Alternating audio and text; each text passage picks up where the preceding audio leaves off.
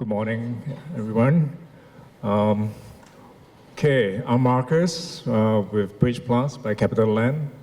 We're between you and lunch, and we are going to be your appetizer, right? That feeds your frontal cortex for now. As you can see, today we have a very well-coordinated panelists. We're all in blue, black, and white. So we made effort, to come together today and to share with you some of our ideas and thinking and thoughts we have for the fintech industry in 2019 and 2020 going forward. Just a little bit of myself, and I'll introduce our panelists today. Bridge Plus is a community and co-working platform by Capital Land. We have co-working centers across Asia, in Singapore, China, India, most of the key tech hubs. Next year, we're launching our Fintech hub at 79 Robinson Road, where for Singaporeans, where CPF Tower used to sit. We're rebuilding that building. So we're going to sit a fintech hub that is close to MAS, and we have partners. We're working with industry partners, and of course EY, and I'm sure our partners here, panelists, will come on board and support us when it's ready, right? So today we're very honored to have participants of panelists here. Everybody here are effectively very active participants of the fintech community in Singapore and Asia. So first off, start off with the lady, right? Anisha. Anisha is with Smart Comma, and Smart Comma is one of the very rare fintech startup that's disrupting how investment research is being produced and consumed. And they have recently received investments from SGX. There are investors including Sequoia, and also, what is that? Well, we have even the government of Singapore that invested in us in an early time, and a couple of others like Jungle and Wavemakers. I think you have succinctly introduced us to what Smart Comma is. So we're the global investment network, and we do connect 4 participants in the capital markets, which include independent analysts, investors, so on the buy side in terms of institutional investors, issuers, and intermediaries such as global investment banks and exchanges. Right, thank you. Next we have Michael from Go-to-Gate Ventures. Well, Go-to-Gate Ventures is a Singapore-based venture capital fund.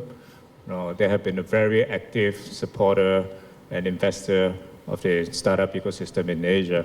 And I think they have done a tremendous job supporting the local startups and investing with more than 30 startups across since then, since 2011. And Michael himself have helped the fund and also the startups raise more than $60 million US dollar worth of funds investments. Really good.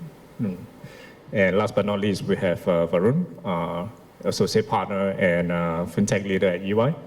So Varun has been working, advising governments, financial institutions, enterprises and startups in the fintech space for the past years, and especially those in the emerging markets. So he has also been a very active participant of the Singapore fintech ecosystem, being one of the founding members of the Singapore Fintech Association. So, right, the credential is there, so we're going to pick their brains effectively on exactly where we should be putting our money next year in the fintech sector. But as we crystal ball gazing into 2020, I think we should also take a pulse check in terms of the development and the state of development of the fintech ecosystem in 2019. I mean, it's December, come to a year, and so I think there are tremendous things that we can talk about and review what have been done in the past year. Maybe to start off, maybe a show of hands. Anybody, how many people have participated at the recent Singapore Fintech Festival? Right, okay, about half of the audience here. So I was there. I was visually very impressed with the participation this year. You know, the government, MAS, has said that there are more than 60,000 participants at this year's show, involving more than 130 countries.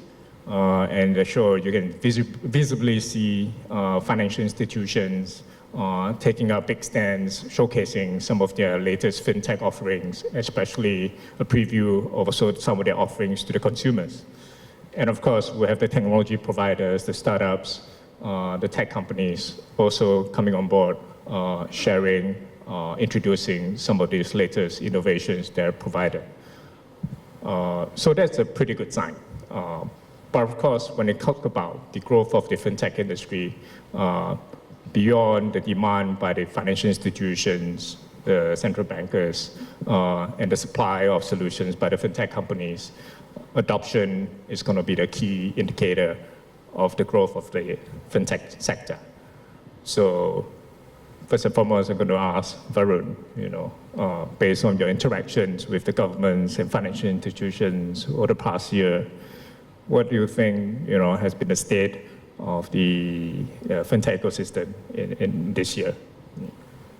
Across all through this year, the objectives of the fintech ecosystem from a regulatory and government side has evolved a lot. From just offering more choices to consumers, from just trying to make level playing field, opening innovation, it has broadened to become the instrument of social change, which is why you see regulators across the world who are facing with challenges like economic inequality, increasing age, increasing life expectancy, and not having enough retirement solutions for people. So they are looking to fintech as an instrument to help them solve some of the society problems beyond having shiny apps and faster UX. And that has been a big change, because now there are broader questions to be asked, there are broader problems to be solved. Singapore is giving out digital bank licenses. Malaysia should be doing it soon. Philippines has it almost on tap. Indonesia has opened up that here are the banks where we need help. Come in, turn them around. We want you to solve the problems. So the initial phase was financial inclusion, that okay, can you go to the unbanked and stuff. Second phase was that okay, disruption and all of this. Right now we are at a phase where there is kind of equilibrium, that okay, let the best person win, but we need you to solve these problems. If you want access to these infrastructure, these licenses, solve these social problems, and be a part of a long-term solution instead of a short-term fling. So from dating, it's going towards getting into a serious relationship now, from between the fintechs and the regulators. Right, so what has been the party's reaction to this dating experience? Maybe I'll ask Michael, who has a portfolio of startups in the fintech sector. How have they experienced the past year? Have you seen tractions in terms of the growth? And where are some of these segments that have been exciting or disappointing in the past year? So it's funny. So I was at a JP Morgan conference a few weeks ago, and one of the panel members said it is seriously the best time and age to be an entrepreneur in the fintech space in this region. And I fully agree, because a few things that happened over the last 2-3 years, and kind of it expanded this year. It feels like we're still building infrastructure across Southeast Asia. We have to manage, as an investor, but also as a company, you have to manage, different countries, different regulations, different cultures, different languages. So there is a very good opportunity to kind of build that infrastructure. If you look at regions like Europe and the US, they have been, well, I wouldn't say blessed, but they've had that infrastructure over decades, where the major banks and the major insurance companies and all the regulators are kind of in sync. And here it's still sort of like an open market, where you'll find companies that focus on the payment space specifically. And you find companies that focus on remittance space specifically. We're now seeing more and more companies focusing on neobank solutions. There's companies like Smart Karma. So there's so much opportunity to kind of build that infrastructure across all different verticals. What we've seen recently is that more companies are now trying to attack the insurance space as well, and that is relatively new to the region. So for me, it feels like there's excitement across the board. There's excitement specifically to countries. There's excitement between specific sectors within fintech. If I were young again, I would 100% build a company within the fintech space as well, because there is so much opportunity in kind of building those pipes and building that infrastructure in this region. Well, I think you're young. You look young enough to jumpstart another venture. Believe me, I'm very old. So how about Anisha? From your view, from being a disruptor or attempted disruptor of the fintech space, what has been your viewpoint? How has it been so far for Smart Karma in the past year? Sure. So Smart Karma is in a fairly unique position in the sense that we don't end up falling under, the general B2C kind of fintech companies that you see. So we are more in the B2B space. So sometimes people don't know us in the consumer level, but in an institutional level, our name is getting out there for a few reasons. Well, MiFID II is one of the regulations that came out in Europe. And that has been trickling down into, the institutional buy side. And they are now looking at ways as to how they can actually access research on companies that is independent. There have also been economic conditions where banks are closing down their research divisions. So there is no research. So even if there was research to begin with of large cap companies, there is a reduction of small mid-cap company coverage going forward. So we have seen an increased demand in a sense. Our business is fairly global in terms of investors subscribing to our platform. But even within the region of Asia, if you looked at Singapore and Hong Kong, there are quite a few investors that are looking for that research aspect. So that's one part of our business. But even from a demand perspective of people looking at Smart Karma, we have also recently launched the corporate solutions piece, which is the division that I lead up. And now we see a want and a demand from issuers and listed companies, and how their relevance in the capital market space is not finding a solution to help them connect with this network. So in that sense, we are seeing that there is a demand for it, and we're trying to fill that gap in this capital market environment. Right. So, well, I think what Smart Karma is doing is really impressive. Looking at an area where it is pretty underserved right now, while many of the startups are looking at the larger problems, the other segments like lending, payment, trying to find ways to serve the unbanked across the region.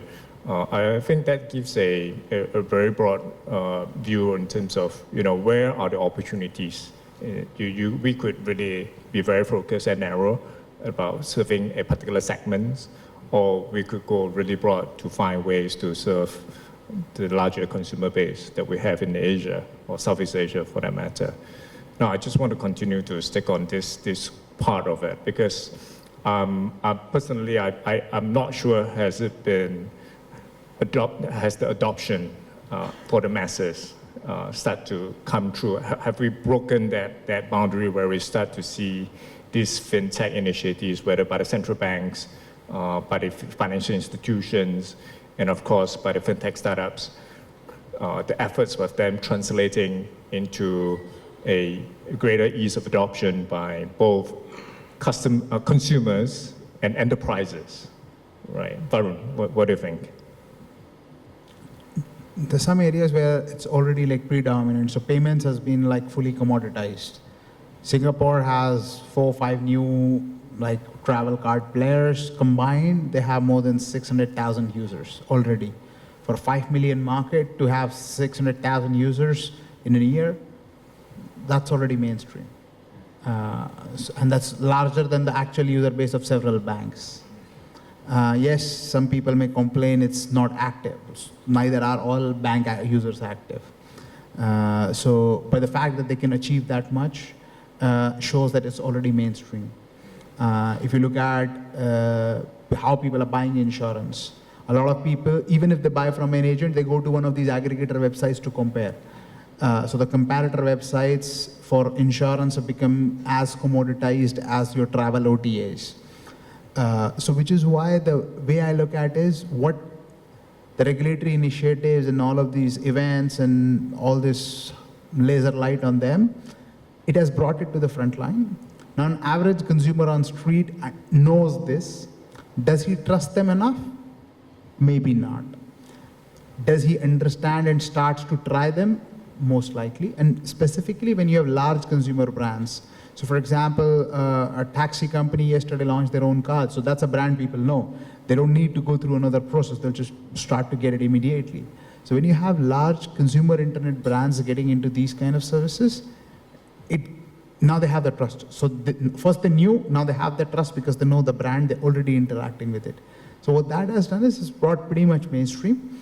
And which is why you see the senior management at the banks also saying, we understand the challenge, we accept it.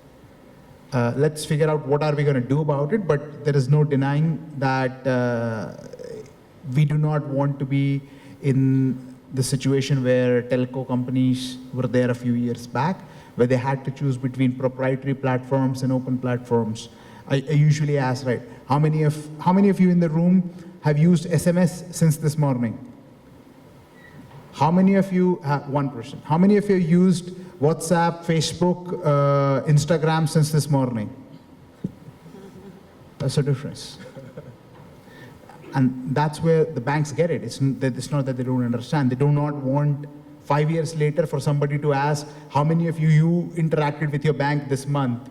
And one hand raising up. They do not want that in 5 years. Yeah, that's a very interesting perspective. Now, then from the startup perspective, then now how are they going to compete in this space where the large financial institutions are really paying attention, understanding the challenges? Maybe asking Michael, based on your interactions with some of your portfolio companies and also some of the startups that you're interacting with. How do they see this group of companies, financial institutions, central banks come into play? Are they friends or foe, for the matter? I always say they're both, and sometimes at the same time, which makes it complex. Yeah. I would say in general, to Varun's earlier point, there are parts of fintech which are becoming highly commoditized. I think you can throw a stone in every single country and you find several payment gateways that have been in existence for the last few years. Some of them very successful, some of them less successful. I think what we're now seeing in terms of your competition ask and how do you see those large institutions. For us, there are two camps. There's one camp of institutions that are very keen on working with portfolio companies, whether it's ours or from any other VC fund. And they're keen to work with them because they understand that for them to open up a new demographic, for them to service a different client that they haven't serviced a while back, for them to understand that technology is changing so fast that you'll just see a different way of using the bank or using an insurance company that is crucial for them to work with these startups. You're now seeing banks and insurance companies work with healthcare startups because they serve a different demographic than those insurance companies do. So they're offering health insurance products through online healthcare platforms. You'll see marketplaces use payment solutions and actually work with banks as well. So banks and insurance companies are more and more understanding that working with these startups actually enables them to work with a different demographic. So that's the good part. The difficult part is there is still a large part of, I'd say, corporate and government landscape that doesn't fully understand how to work with startups. They try and they fail and they try again. I think for them, the moment of reckoning will be relatively soon, because the pace of adoption is going so fast that you'll see that all of these companies that we used to call startups are becoming corporates of their own. If you look at the vast distribution, the way of distribution for Grab and Gojek, when it comes to payments and soon lending and all kinds of other products, it is very difficult for corporates to ignore those numbers and not eventually work with these companies. So I would say we're seeing a lot of positive development. We're seeing a lot of corporate that are now opening up their eyes and opening up their doors and working with these companies. but there are still ways to go in a part of the corporate landscape that doesn't see this and still feel that they need to kind of compete head-to-head with these companies. So, but as an investor, what would be your preference for fintech startups to stand on their own or continue to find a way to work with the incumbents in a sense? I would say, as a former entrepreneur, you always like to go head-to-head with incumbents and kind of take the battle on. I think the startup landscape has evolved in a way where corporates are, again, they're trying to get more and more in sync with startups. So it's become a bi-directional relationship. We like our portfolio companies to work with corporates if it's beneficial for both. Okay. It depends. Where's the money? So you see, That's the thing. If you're a smart entrepreneur, you would not have this big fat ego about whether to go against or for. And because a lot of times the premise is, do I want 10% of $100 million or do I want 100% of a $5 million? So which is why it's a premise is what motivates you. If your motivation as a startup founder is, I want autonomy, I want to control the direction, that's my primary motivation. That's okay. And if the other motivation is, I want value maximization, which may or may not come with autonomy, or which may not come with speed. So it depends on what's your motivation. The answer depends on what is your driver to be on the startup side. Because most likely, most of the successful founders are the ones who have actually done some time in some kind of corporates or other startups before. Yeah. Asia is not the Silicon Valley where some people do something in garage and good front page story in Fortune comes up. Slightly different. Our Silicon Valley stories are different. So which is why it depends. What's your driver? Yeah. So coming to Anisha, so what's smart commerce driver in this case? How is your experience working with Singapore Exchange and maybe other corporates? It's been. Sure. So from an adoption perspective, there are a couple of ways that we're actually working with, banks in itself. So even though we are trying to enable the way that research is now available to the banks, so SocGen is Société Générale is one of our biggest channel partners. They don't have an Asian research division anymore, but they do provide our research or access to Smart Karma's platform to their clients. So that's a way that we're working with incumbents in that way and solving a gap that exists and actually enabling that information flow and make sure that it continues to carry on. In terms of the exchange, so not just SGX, of course, has been they've invested in us as well as partnered with us to commercially to roll out certain aspects. One being providing issuers that are listed on their exchange access to investors and independent analysts through the Smart Karma platform. And in fact, even Capital Land is one of our clients at this point in time. So it's enabling them to reach out to analysts as well as investors. It's early days for the corporate solutions piece because we launched that only about 4 months ago.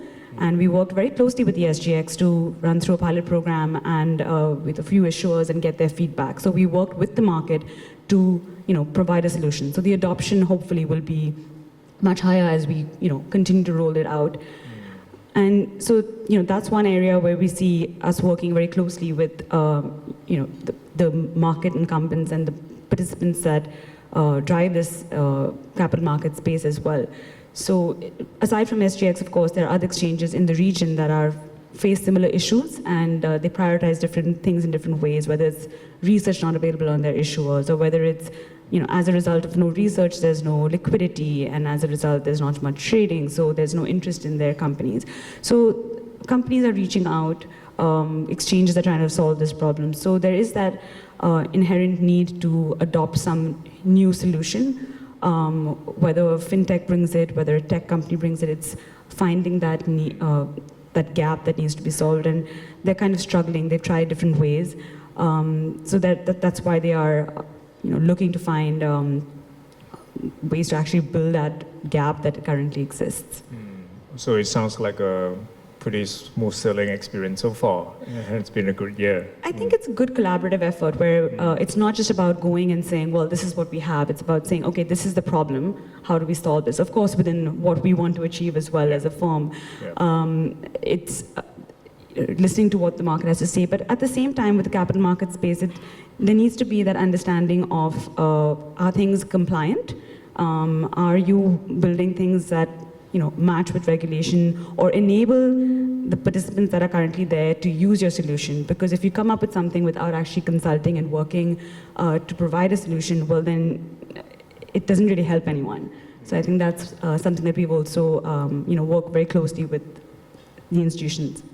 So if I may summarize, the fintech sector in 2019 sounds like a pretty good year. There were some breakthroughs in terms of adoption. Startups are getting some attractions, in both fundraising and both adoption per se. Then moving on, 2020, where should we put our money, really? If you do not understand the sector, don't put the money first. That's the first thing. The premise is, in terms of where are the opportunities? The opportunities from a consumer perspective would be that there will be service providers who will be offering you different kind of services, sometimes much cheaper and faster than the incumbents, sometimes with a lot of promise where you have to know what you are getting into. Like a few years back, you had P2P lenders all over the place in Singapore. Things did not turn out to be as rosy as it appeared to be on the premise. So which is why you will be, as a consumer, you will be inundated with options. Be cautious on what you pick, and don't develop a FOMO that I also need to do this. It's okay to take it step by step. From a pure corporate perspective, it's a time of reckoning that you need to understand what do you need to do to not become SMS. It's simple, it's a SMS story. What does it take? And if that means partnerships, if that means distribution partnerships, that means acquiring software and reselling it under, like white labeling some of the stuff from fintech solutions, then so be it. And from a pure investor's perspective, what are the liquidity events which are going to look at? Because a lot of these startups are going to dry up, because once the music stops, then you figure out there are not enough chairs in the room left. Yeah, I didn't mean to have the music on, by the way. So the music's supposed to go on. So which is why it's the premise is once the money supply runs off, if there is not a second vision fund, then what happens?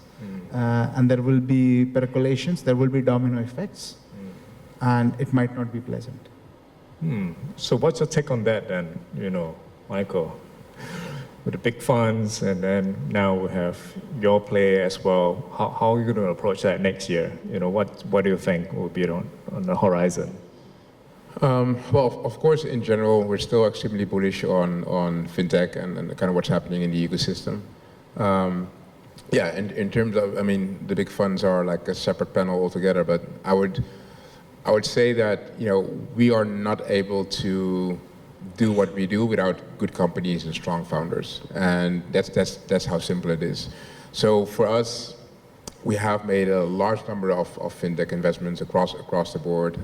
We'll continue to do so. I do feel that consumer and the businesses are leading. So yeah, if a company comes with another very generic payments gateway, we'll likely say, well, there's kind of a few around, so it doesn't make any sense. But we do see a lot of opportunity in sort of niche, I would say niche industries. So we're closely looking at things like insurance. We're closely looking at how to make it easier for the consumer to consume things like payments, to do cross-border transactions, to get lending. And I think what for me personally is most interesting is how do non-fintech platforms are going to adopt fintech. So how are we going to see it back in marketplaces? How are we going to see it back in education? How are we going to see it back in healthcare? Those to me are the big key questions in terms of how can we apply fintech into our day-to-day lives and see if we can make some big changes there. So are we going to see more business innovation sort of startups growing, coming? How about technology innovation? You think that's going to come through in this region? My biggest concern is always that we do technology innovation because tech is cool. I want to do technology innovation with a consumer or at least a customer or client in mind, and what that person needs for their day-to-day lives. I think as long as that is the way to look at technology, how can I apply it in someone's day-to-day lives? So I'm less keen on, oh, this is an amazing technology innovation and I don't understand what it does on a day-to-day basis. I'm more keen on, this is a very interesting business model and it helps this consumer do this better and more efficient. Okay. Now, Anisha, so what do you think? Going to be a good rate for 2020 for you? Yeah, I think we're gearing up already for 2020. Plans are in place, and I think we're going to be entering next year with good focus in terms of what we need to achieve. Continue to look at how we can enable market in a compliant and transparent way.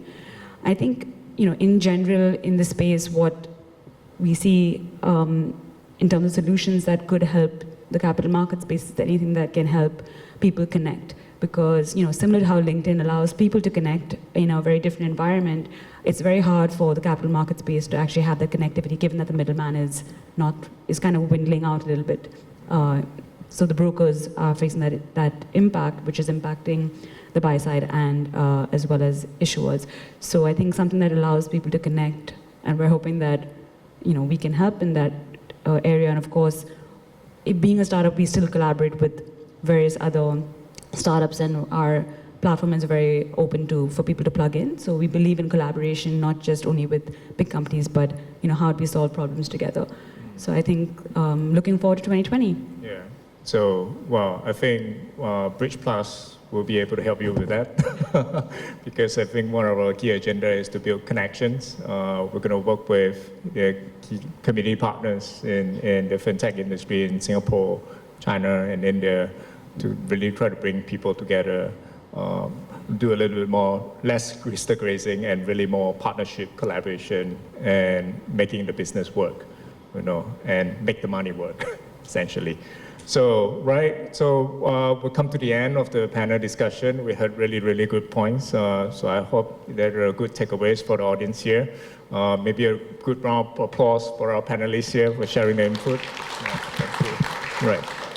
So, all right, thank you very much. Thanks Varun, Anisha, Michael.